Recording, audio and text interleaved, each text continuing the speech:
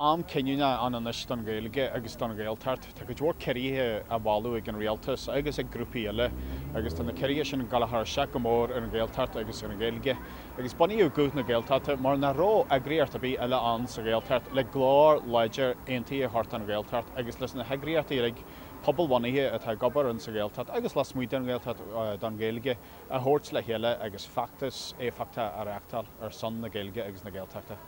In nari bhí board an sportsnap nuán agus rinn siad sin Maltaí ionta tramcúise mar hampla go gurthaí dearú le run na Gaeltachta, le cuirimí fan tríochta údaras na Gaeltachta, le cág, leis scéim na maratí agus mar sin de. Agus dúirt me daine sin seaú lech me daine sin na gurmid 6 glacu le ceiríthe a na rómid 6 glacu gnéanhí a hiúrlas na scéimena agus na eagraíochtaí sin go héiles go hamlan. Agus déirí lein mar insan ceannaisna sin éirí níor ar an rialtas ar hiúil le aon cean na scéimena agus níor ar na sin hiúrlas an rain ná leis an údaras.